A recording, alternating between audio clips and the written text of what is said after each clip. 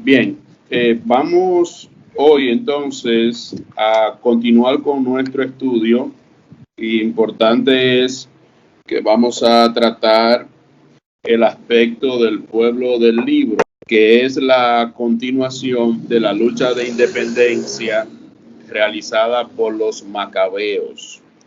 Un triunfo y una victoria que duró por muchos años, pero aún así, al lograr la independencia política y también religiosa, no obstante, luego de esto lo que se produce es una lucha interna.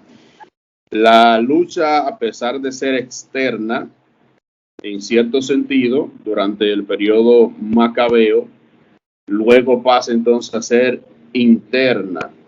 La lucha de poderes entre los dirigentes judíos. Cabe resaltar lo que es la importancia de la Torá como el fundamento del Estado judío. Entonces, a este tema, quien le corresponde abordarlo es Fernandito. Vamos a iniciar temprano para poder aprovechar el tiempo y al final entonces hacer unos comentarios pertinentes a este periodo. Este periodo también está caracterizado por las diferentes sectas que surgen, pero también es base de la desestabilización que hubo luego de la independencia macabea y las luchas por mantener lo que es la tradición de los padres, por mantener lo que es la instrucción dada a Moisés, la Torá, que surgen estos partidos políticos, esta secta, que cada uno de ellos tendrá su propia característica doctrinal dentro de Israel. Para esto vamos a dejar a Fernandito para que desarrolle este tema y luego al final entonces haremos nuestros aportes correspondientes.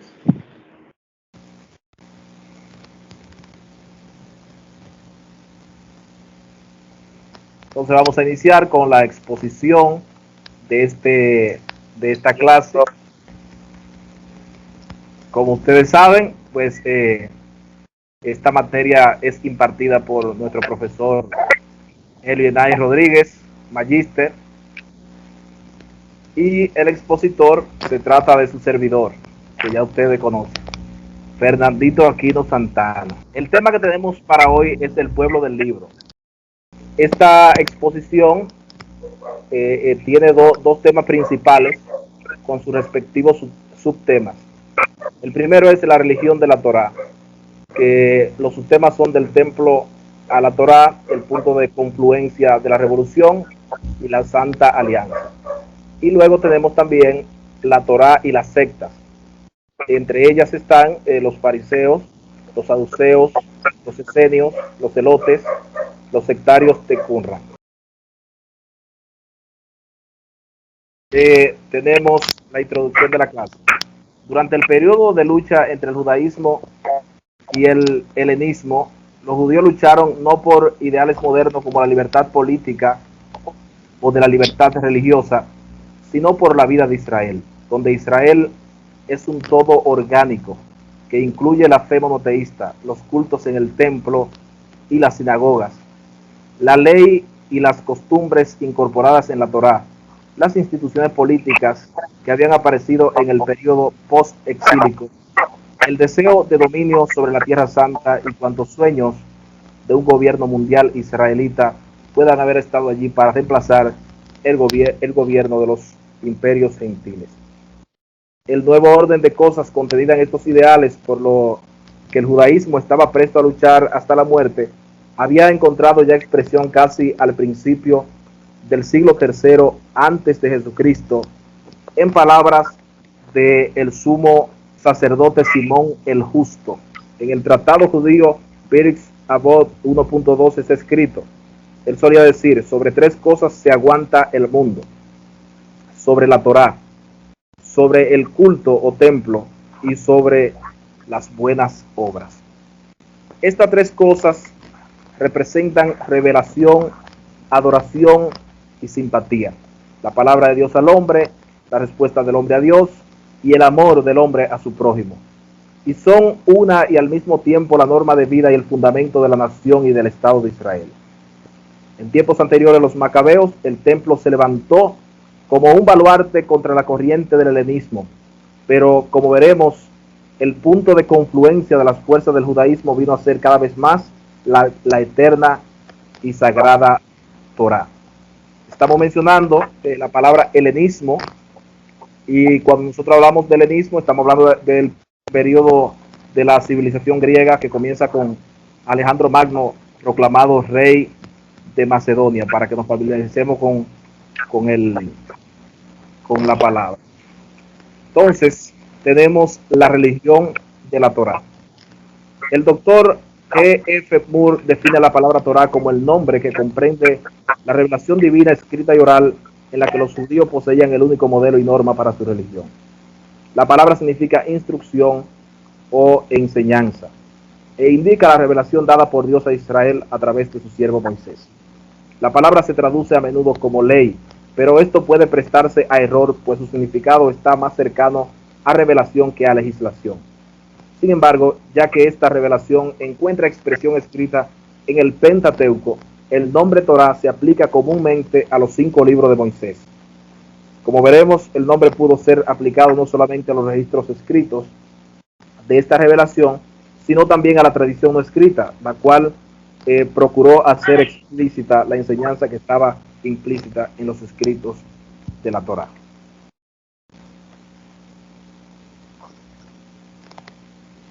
Durante todo el periodo comprendido, desde Antíoco IV Epífanes, o sea, el Antíoco que estaba mencionando hace un momento, que era el rey de Siria, también llamado Mitrídates, hijo de Antíoco III el Grande, del año 175 al 163 antes de Jesucristo, a Vespasiano, 69-79 después de Jesucristo, y Tito, 79 al 81 después de Jesucristo, que eran emperadores romanos, el nacionalismo judío estuvo arraigado y cimentado en la Torá.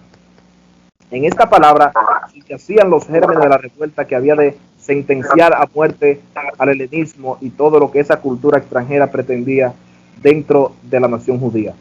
Y así el libro, vehículo y expresión de la Torá, llegó a ser progresivamente el signo y símbolo de su fe.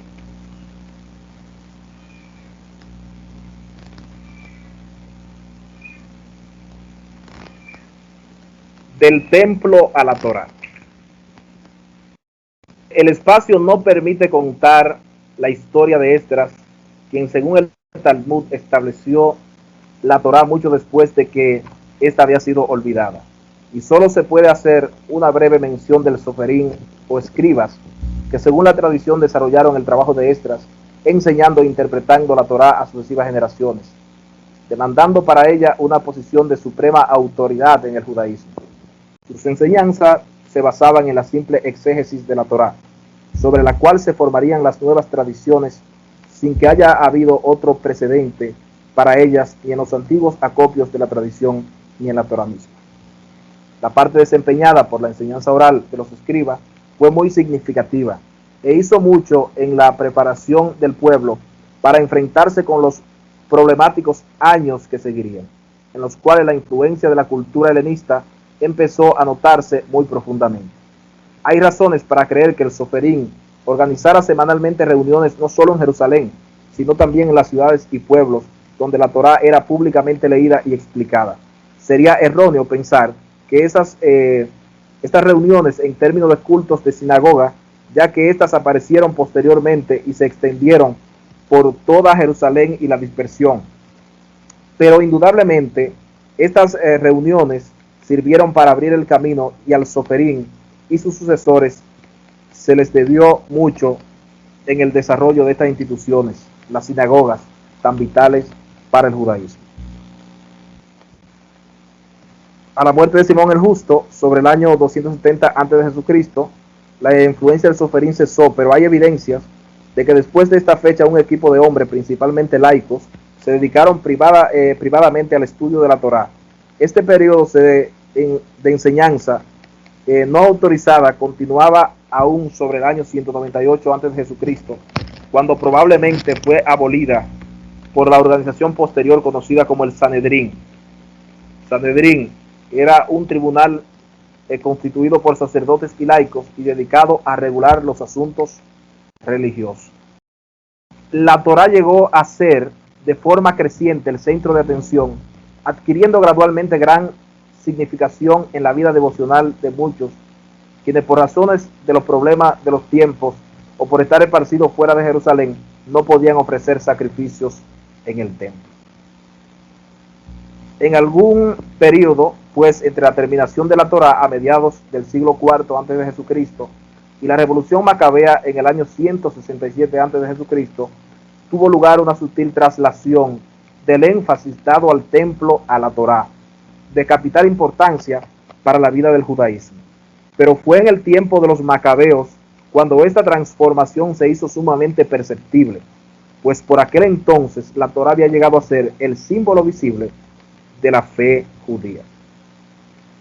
El triunfo de la revuelta macabea y el desarrollo de la sinagoga y las escuelas, tanto en Jerusalén como en la dispersión, encarecería mucho más la reputación de la Torá. La Torá de la sinagoga no se oponía en ninguna manera al ritual del templo, sino que alimentaba una profunda religión personal, algunas cosas que en el ritual del templo no se podían hacer. Y así llegó el momento en que, por el aprecio que la gente sentía hacia la revelación escrita, esta asumió el lugar principal en los actos de culto. Esto explica por qué, a pesar de la destrucción del templo en el año 70 después de Jesucristo, el judaísmo pudo aún sobrevivir. El ritual del templo había sido reemplazado por la reverencia a la Torá. El sacerdote dio paso al rabí. El templo fue suplementado con la sinagoga. El judaísmo, después de esto, fue esencialmente la religión del libro. Pasamos entonces a ver el punto de confluencia de la revolución. El centralismo de la Torá para el movimiento del nacionalismo judío se puede ilustrar ampliamente tanto desde el periodo de los seleúcidas como desde el romano, en cada uno de los cuales este centralismo se manifestó como el punto de confluencia para la revolución. Cuando Matatías, por ejemplo, en tiempos de Antíoco IV, desafió el poder de los sirios en Modín, gritó a la gente: todo el que sienta celo por la ley y sostenga la alianza, sígame. Eso está en el primer libro de Macabeo 2:27. Es muy significativo que, a pesar de que el templo había sido profanado poco tiempo antes, fuera para la defensa y apoyo de la Torá, para lo que la gente fue requerida. Una apelación para el templo hubiera reunido a una parte del pueblo, pero una apelación para la Torá tenía mayor posibilidad de reunir al pueblo entero, y aunque no todos respondieran, sí estaban implicados, pues la nación entera reverenciaba la Torá como la voluntad y revelación declarada de Dios. Desde el principio hasta el fin, escribe el doctor Travers Herford, la lucha fue entre el helenismo por una parte y la Torá por la otra, y el resultado final fue que el helenismo resultó derrotado y la Torá vencedora, más o menos reconocida por todos y por ninguno abiertamente desafiada. Los enemigos de los judíos no dudaron en reconocer la confianza que estos pusieron en la Torá y el entusiasmo con el que se unieron para defenderla. Y así la Torá escrita fue el blanco para atacar al judaísmo. Referente a la persecución de Antíoco IV leemos: y los libros de la ley que hallaban los rasgaban y echaban al fuego. A quienes se la hallaba con un libro de la alianza en su poder y observaba la ley, en virtud del decreto del rey, se le condenaba a muerte. Primer libro de Macabeo, capítulo 1, 56-57. Atacar la Torá era atacar al judaísmo mismo. Defender la Torá era defender la fe de sus padres.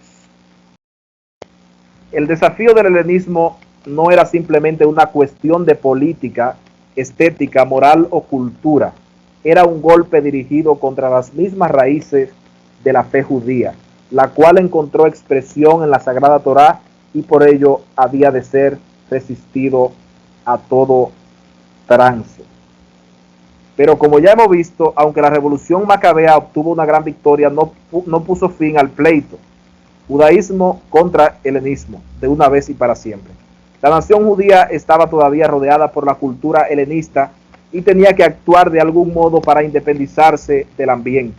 Durante todo el tiempo de los asmoneos, especialmente las sinagogas y escuelas en las que se enseñaba la Sagrada Torá, ayudaron considerablemente a contrarrestar la infiltración del helenismo en la vida de la nación. Pero con el advenimiento de la helenización romana, las influencias empezaron otra vez a afirmarse, incluso con mayor agresividad, y se hacía preciso el resistirla. La batalla tenía que lucharse otra vez, y de nuevo la Torá fue el punto de confluencia de todas las motivaciones para la revuelta. Pasamos entonces a la Santa Alianza. Este celo que los judíos mostraron por la Torá a través de todo este periodo helenista era, sin embargo, no simplemente celo por un libro, sino más bien por la alianza que el libro representaba. Una alianza hecha por Dios en el cual apartó a la nación judía para ser pueblo suyo. Despreciar la Torá era traicionar el pacto que Dios hizo con sus padres. Esto ayuda a explicar la fanática lealtad que muchos judíos mostraban hacia los ritos de su fe en todos aquellos turbulentos días. La circuncisión, por ejemplo, era un signo visible de que un hombre era miembro del pacto, y por ello no querer ser circuncidado significaba negar rotundamente el pacto. Comer carne de cerdo era hacer lo que la Torá prohibía, y por ello debía ser resistido o penado con la muerte. El sábado era igualmente una señal del pacto que el helenismo buscó profanar. Tan estrictamente lo hacían observar los judíos que muchos de ellos escogían la muerte antes que empuñar las armas, aunque fuera para su defensa en el sábado, como hemos visto, amados hermanos, en clases anteriores.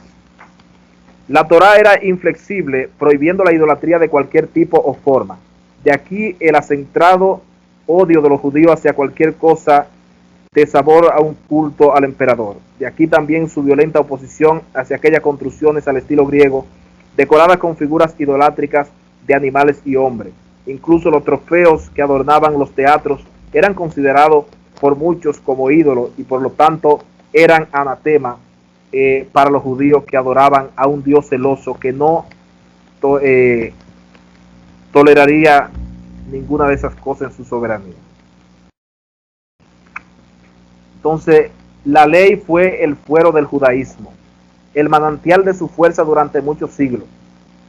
Muchas de las instituciones que poseían desaparecieron en el año 70 después de Jesucristo, pero la ley mostró su poder al crear un nuevo judaísmo capaz de perdurar sin territorio, ciudad o templo.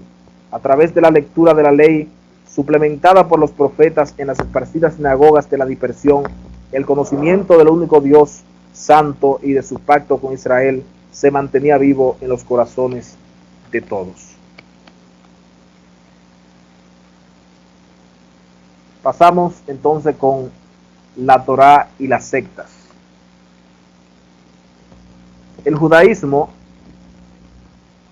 del periodo con el que estamos tratando era un sistema sumamente complejo, conteniendo dentro de sí muchos partidos diferentes y grupos cuyos nombres y creencias distintivas no han sido siempre recordadas en la historia.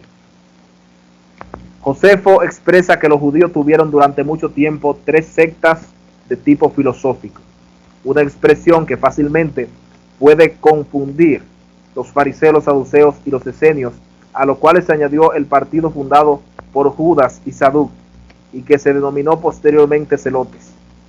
Tales partidos fueron sin duda muy influyentes en el judaísmo durante este periodo, pero a fin de no desproporcionarlos, debemos recordar que constituían una minoría en Palestina.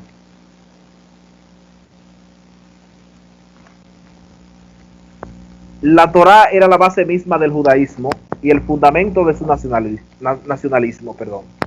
Esto no quiere decir, sin embargo, que todos los partidos estuvieran de acuerdo sobre el significado de la Torá o sobre su interpretación. Respecto a esto, había opiniones muy divergentes, de tal suerte que, mientras la lealtad a la Torá les unía, su concepto de esta era una constante causa de división entre ellos.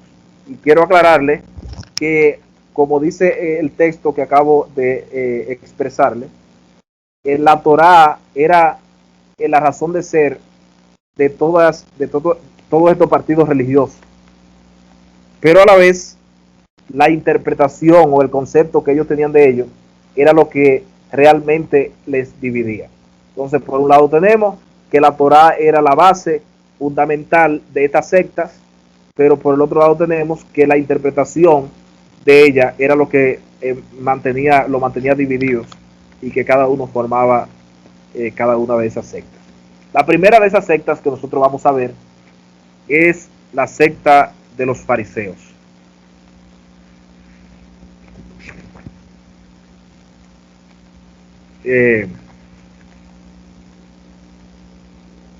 Entre los diversos significados que se le han dado al nombre fariseo están comentarista de la escritura en provecho de la ley oral, separado de las cosas inmundas o en el sentido de expulsado, a saber del Sanedrín. El doctor T.W.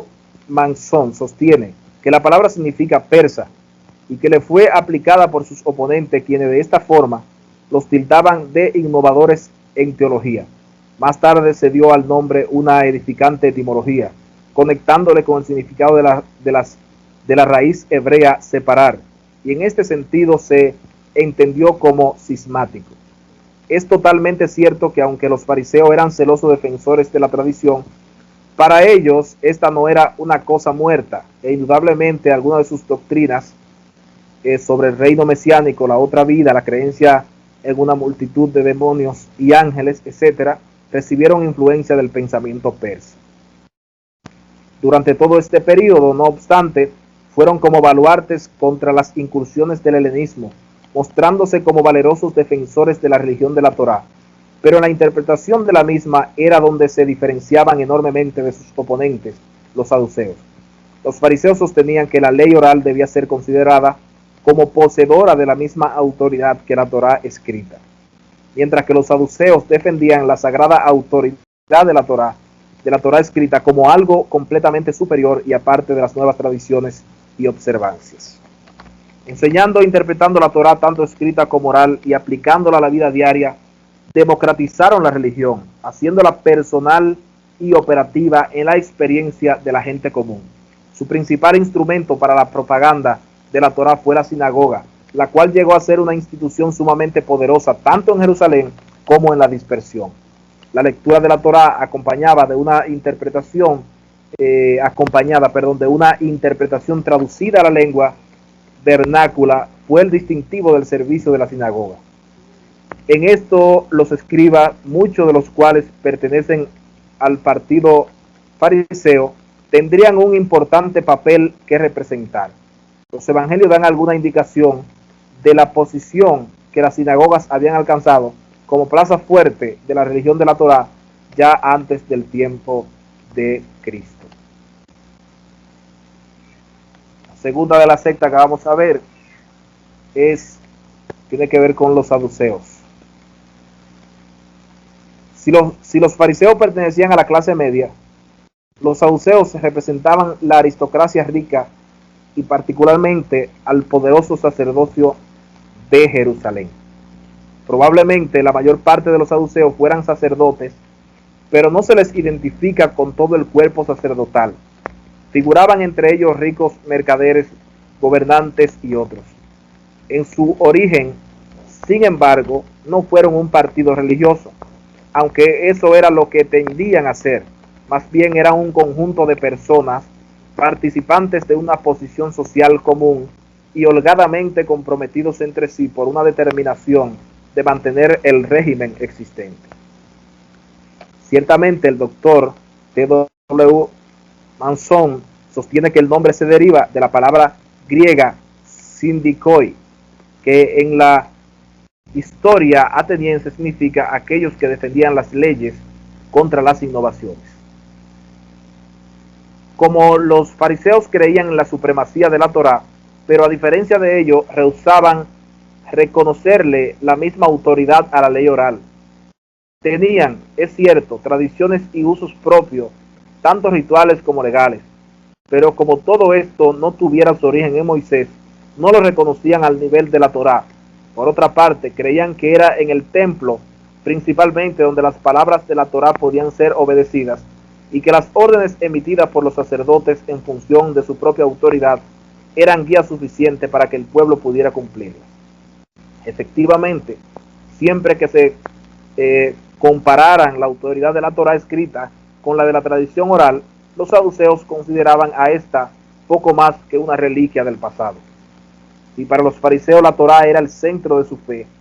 La fe de los saduceos era como una circunferencia, dentro de la cual se podían albergar creencias y prácticas ajenas al judaísmo. He aquí su habilidad para introducir en su sistema muchas influencias helenistas odiosas para los judíos. Pasaremos entonces a ver los esenios. Los esenios.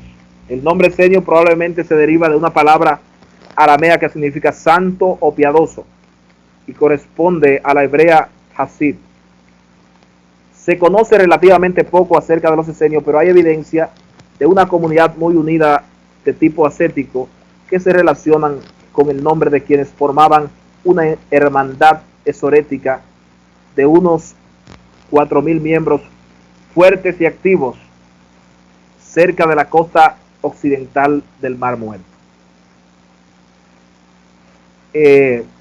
Esta secta dedicaba mucho tiempo al estudio e interpretación de la Torá, así como de otros libros sagrados, con sumo cuidado e interés. Josefo nos dice que adoptaron el método de estudio y discusión en grupo y que algunos de ellos podrían predecir el futuro basándose en la lectura de las Sagradas Escrituras. Filón también menciona su método de estudio en grupo e indica que un miembro leía un pasaje en voz alta y otro hermano más experto explicaba el significado. Es obvio que la Torá escrita y su estudio formó la base de su vida comunal y fue la inspiración del movimiento. El punto de vista religioso de los esenios tenía mucho en común con el de los fariseos, pero en algunos aspectos parece que eran más estrictos que ellos interpretando la Torá.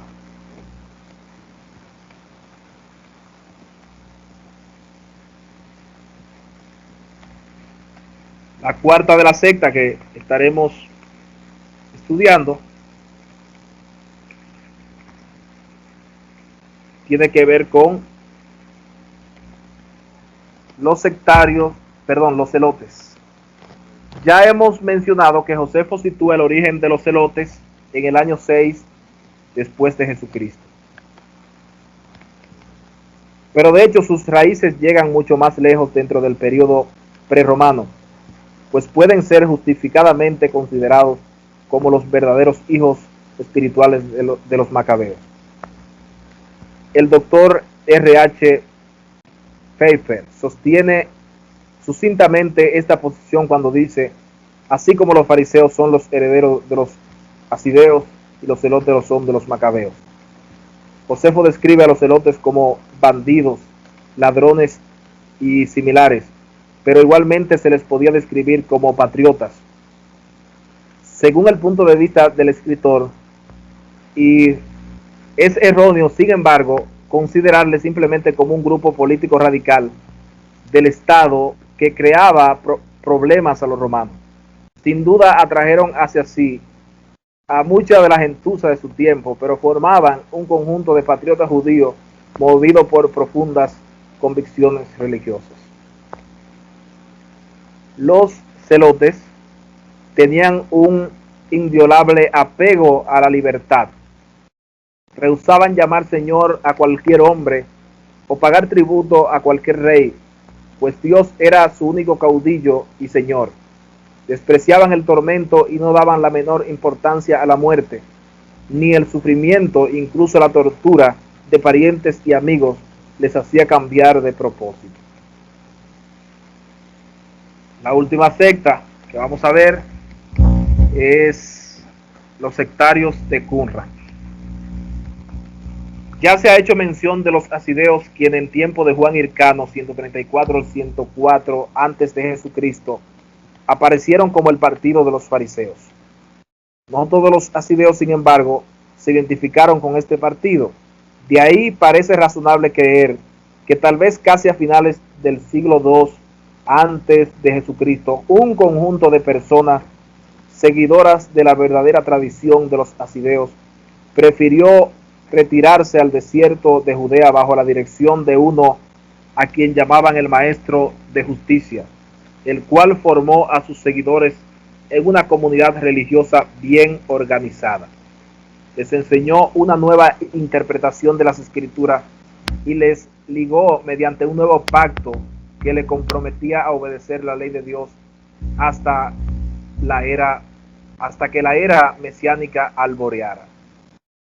El descubrimiento en 1947 de lo que llamaríamos los baluartes de estos sectarios del Qumran acerca de la costa del Mar Muerto, así como de un vasto número de los escritos de sus bibliotecas, nos han ayudado mucho a comprender la situación palestina durante el periodo intertestamentario.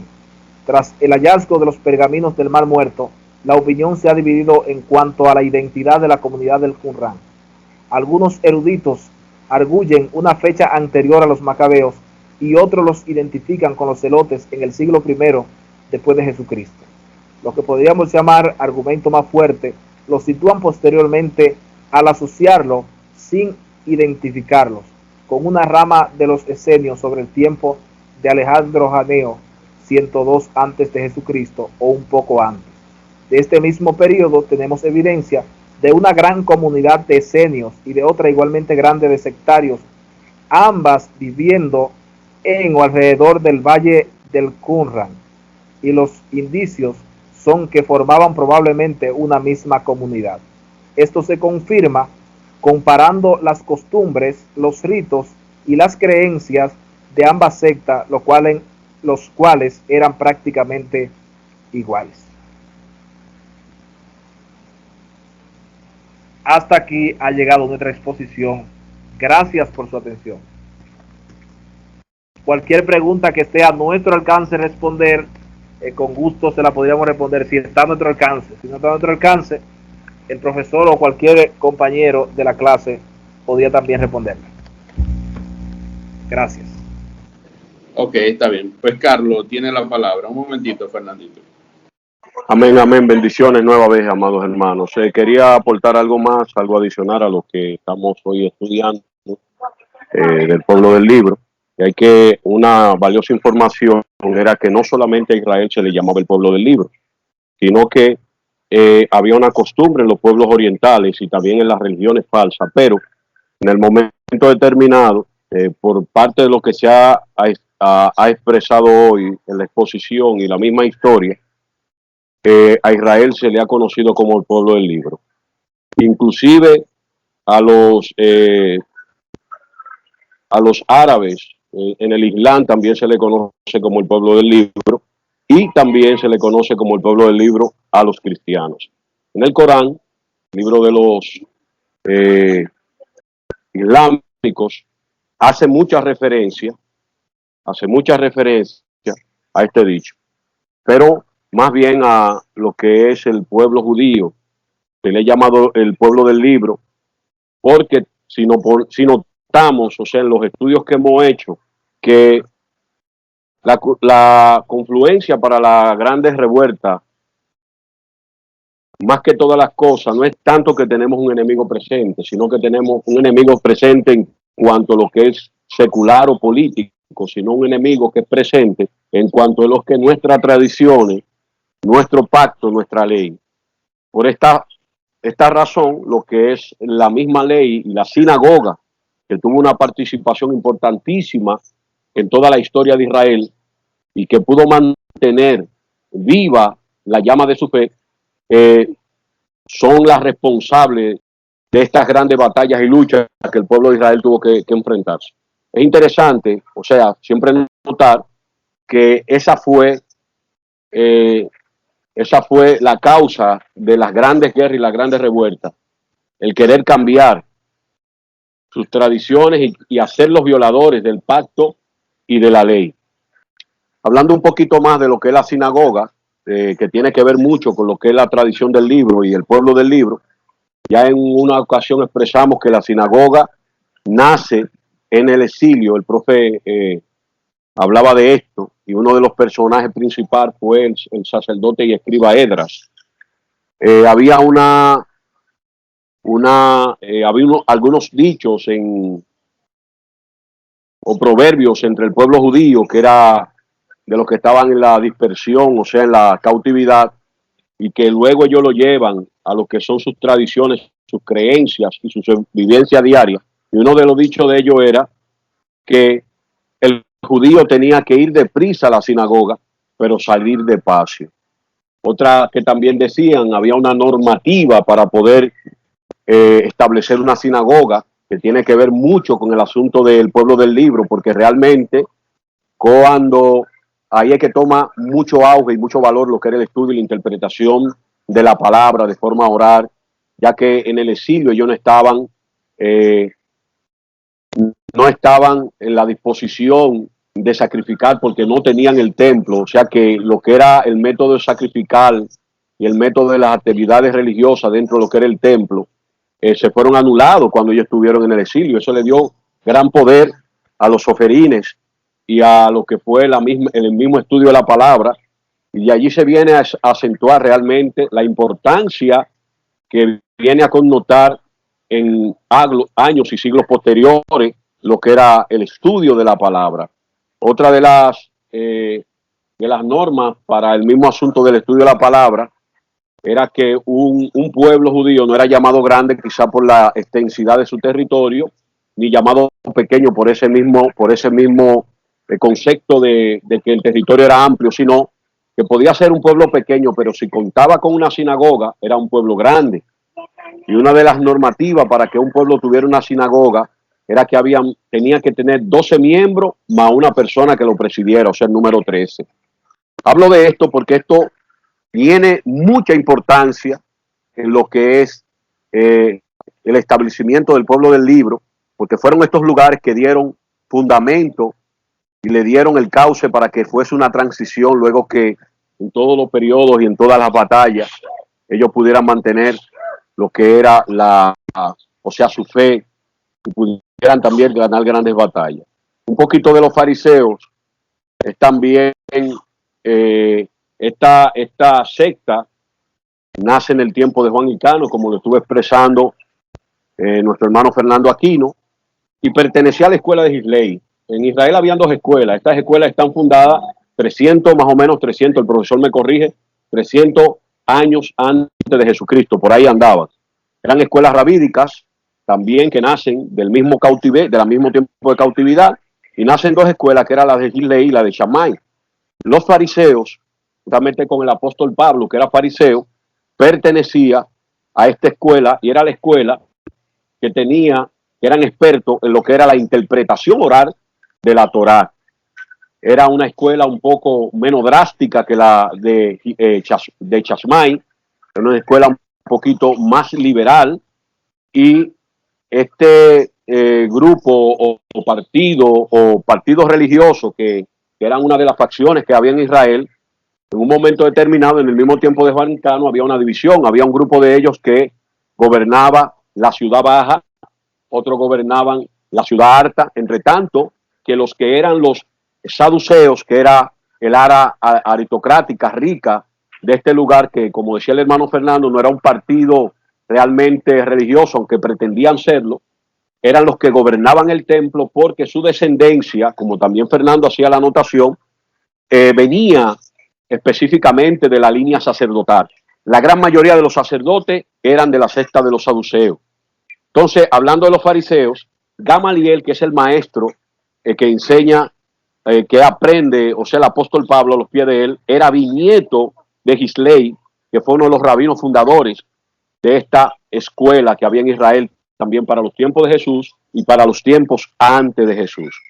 Quería exponer de esto, hablando de los saduceos, ya hemos hablado, Fernando así ha hecho la presentación, era una secta religiosa que se cuidaba más bien de sus bienes personales, de la posición jerárquica y social que tenía, mayormente estaba más aliada a lo que eran los gobiernos que gobernaban, o los imperios que llegaban a gobernar. Ellos eran, inclusive esta misma tendencia, partido religiosa, podemos llamarle así, de Israel, había muchos helenistas, había muchos miembros que participaban de la costumbre helenista, por esto también había mucho conflicto.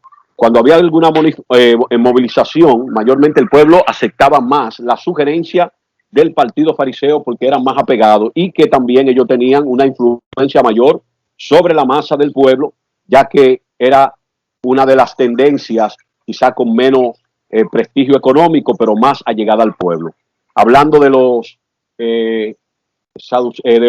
celotes, como también ya el hermano Fernando así lo expresó, era un partido político, se dice que era la ala de izquierda agresiva del pueblo de Israel.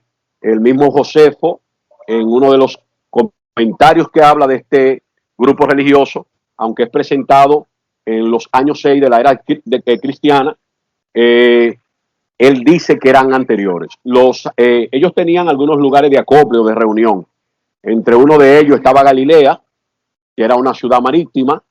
También había un centro celote en la ciudad de Nazaret. O sea que, y eran dos ciudades también que era de reunión para los sacerdotes cuando llegaba el tiempo del sacrificio. Los sacerdotes de los diferentes litorales o de las diferentes regiones que pertenecían a Israel, cuando se iban a reunir para ir en caravanas, eso era un punto de encuentro. De los esenios se conoce muy poco, como así lo hemos estudiado, tanto en el libro de Flavio Josefo y lo que han tenido la oportunidad quizá de estudiar sobre este grupo religioso. Fue un grupo que salió, según Josefo y otros historiadores y algunos estudiosos y exégetas de la palabra, salió de los mismos fariseos porque habían abortado el verdadero significado y rol de la palabra. A esto le decían los puritanos. También, según Flavio Josefo, no solamente era un grupo de esenios, sino que habían, según Josefo, más de 4 grupos de este partido. Los que estamos hablando de lo que es el Mar Muerto o Qumrán eran aquellos que que eran los escrituristas, porque volvieron a la esencia de la escritura. Eran los puritanos, los que se habían apartado porque entendieron que su religión, que era la religión farisea, había fallado en cuanto a lo que era la verdad de la palabra. Y también podemos decir, creo que el hermano Fernando Aquino también hizo esta aclaración, vinieron a desaparecer más o menos en los años 70 después de Cristo. Es interesante hacer o connotar que a través de los encuentros, de los descubrimientos que se hicieron en las cuevas de Qumrán, se pudo ver cuál era la situación, no solamente actual, sino que ellos llevaban como unas anotaciones históricas de todo lo que estaba aconteciendo en su nación en esos días. O sea que estos descubrimientos también, pertenecía a la secta de los esenios, dio mucha luz a los historiadores, dio mucha luz a la misma historia de la palabra y a los mismos libros canónicos que tenemos, porque se pudo apreciar por el gran caudal de materiales que los libros que nosotros poseemos, hablando del Antiguo Testamento, tienen una exactitud increíble. Era parte de mi aportación. Muy bien, Carlos. Excelente. Gracias por el aporte y por los comentarios y las informaciones que acaba de facilitar para el grupo. Muy pertinente. José Antonio tiene la palabra. Gracias, profesor. Brevemente, Bueno, ya nuestro hermano Carlos acaba de responder parte de lo que iba a ser mi pregunta. La voy a hacer un poco diferente. Nuestro hermano Fernando, habló de los fariseos y los saduceos, describió a unos y también a los otros, a los dos grupos religiosos de aquel entonces que fueron antes de Cristo, y también que estuvieron en el tiempo de Jesús. Pero en los fariseos, y los saduceos, ¿cuál de los unos creían en la resurrección y otros no? Entonces,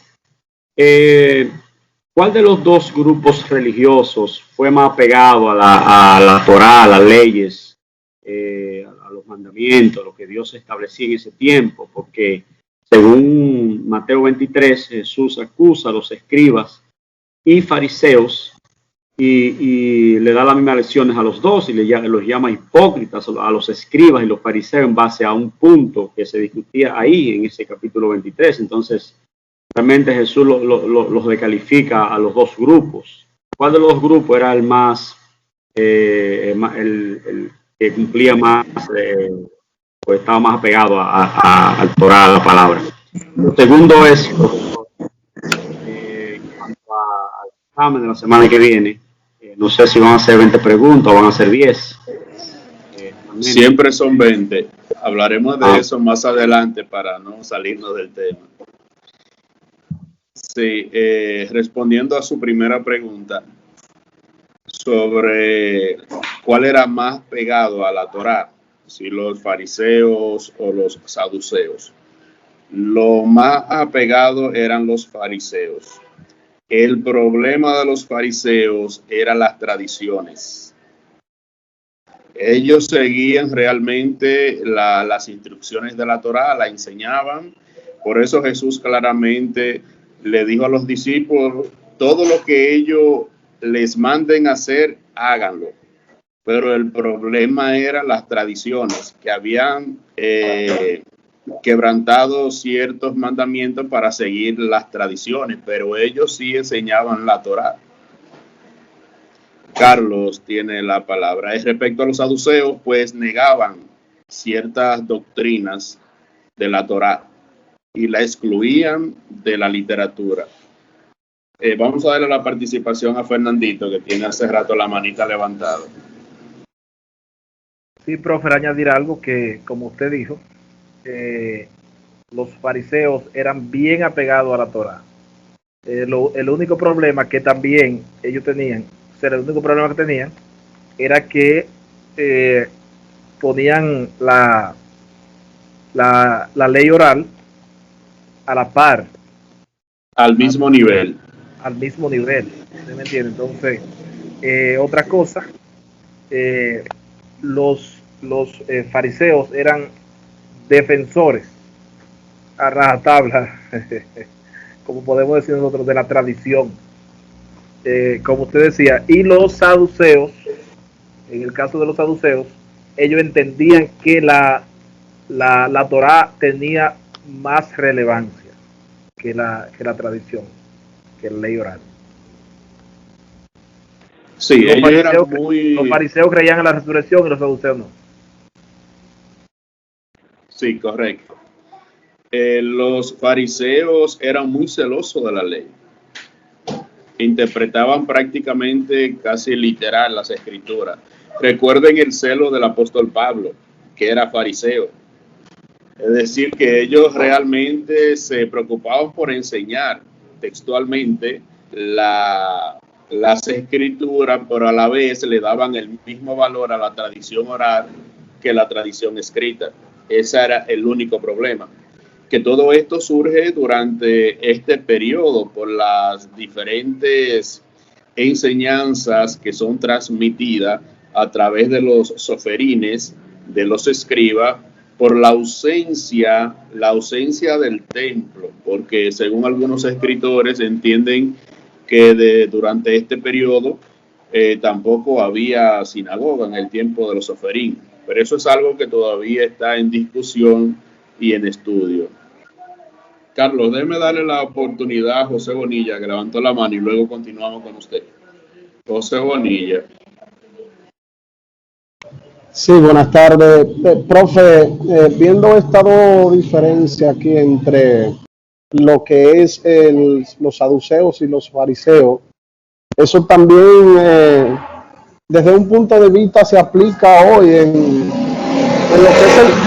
lo que es el cristianismo, ya que podemos ver cómo se dan diferentes opiniones o vamos a decir, o diferentes conservaciones. A uno hoy en día se le llaman más conservadores, a otros más liberales, y así sucesivamente. Y creo que eso también radica o se focaliza de alguna u otra manera hoy en día. Pues vemos como hay personas que son muy conservadores y así como los saduceos interpretaban literalmente las escrituras, así vimos hoy en día también como hay religiones que también la interpretan literalmente, así, radicalmente, y son radicales en las creencias y a veces prácticamente no se fijan, vamos a decir, en un versículo de la palabra, pero no se fijan en el contexto completo. Entonces, creo que esa misma situación sucede hoy en día, porque al ver la diferencia, unos se llaman cristianos conservadores y otros se llaman cristianos liberales. Entonces creo que esa misma diferencia que existieron en aquel tiempo, también la vemos hoy en el cristianismo y prácticamente en el cristianismo pentecostal al cual pertenecemos. Entonces entiendo que casi esas mismas posturas que existían en aquel tiempo, pues se están viendo hoy. ¿Es cuánto? Bien, José Bonilla. Vamos a darle la participación a Carlos. Carlos, si puede ser breve, porque ya tenemos poco tiempo para luego darle la participación a Fernandito y concluir esta jornada. Amén, profesor. Voy a leer un texto bíblico rapidito, Mateo capítulo 3, verso 1 al 3. Entonces habló Jesús a la gente y a sus discípulos, él diciendo: en la cátedra de Moisés se sientan los escribas y los fariseos. Así que todos los que hoy os digan que guardadlo y hacedlo, mas no hagáis conforme a sus obras, porque dicen y no hacen. Jesús no rechazó al movimiento fariseico. Jesús cuestionó a los fariseos porque habían dejado el mandamiento de Dios por aferrarse a doctrinas de mandamiento de hombre. Es allí donde entra lo que es, y he hablado en algunas ocasiones, del movimiento caraísta. La palabra caraísta quiere decir escriturista, que eran los mismos esenios, era del movimiento caraísta, que volvieron a la esencia de la palabra. Entonces Jesús no rechazó realmente a los fariseos, sino que cuestionó la actitud de ellos. Hay una palabra hebrea que se llama katanok, que también le he expresado en varias ocasiones, que tiene que ver con las enseñanzas artificiales. Son enseñanzas artificiales que tienen que ver mucho con lo que es la ley oral. Que Dios les bendiga. ¿Era cuánto, profesor? Muy bien. Fernandito, tiene la palabra. Sí, brevemente, que todas estas sectas que surgieron, la mayoría de ellas en ese periodo helenista, tenían un punto de partida o un eje, que era la Torá, como le había dicho en la exposición. Ahora bien, el problema estaba relacionado a lo que dijo el hermano Bonilla. El problema estaba en la interpretación. Cada uno tenía un punto de vista respecto a cosas particulares de la Torá, y por eso surgieron las distintas sectas de ese tiempo.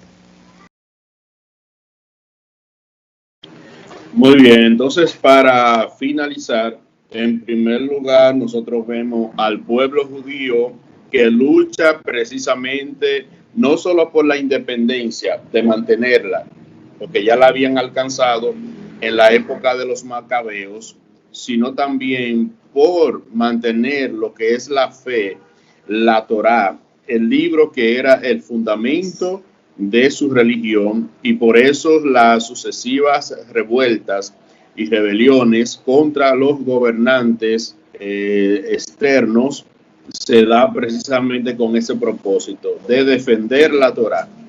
Ahora bien, ¿por qué luchaban los judíos? En primer lugar, por la vida de Israel, por mantener la vida religiosa de Israel. También, número 2, para mantener la fe monoteísta en un solo Dios. Recuerden que el helenismo era precisamente un politeísmo, una creencia de muchos dioses, entonces esto se estaba mezclando con la costumbre de Israel. Número 3, procuraban preservar lo que era el culto, que el primero en desafiar o preservar más bien el culto en Israel fue Matatías, ya que había una amenaza de desaparición del culto por las amenazas de los, valga la redundancia, por los seleucidas. Mantener también la ley, la Torá, la lucha por la Torá, también la lucha por las costumbres, la permanencia de la costumbre, también por las instituciones establecidas, en este caso el templo y otras instituciones políticas, también el dominio por la Tierra Santa, luchaban también por eso, y por último, tener un gobierno que tuviera una influencia mundial. No fue lograda, pero eso lo vamos a ver en los descendientes de los macabeos, en los siguientes temas que vamos a seguir desarrollando en esta asignatura.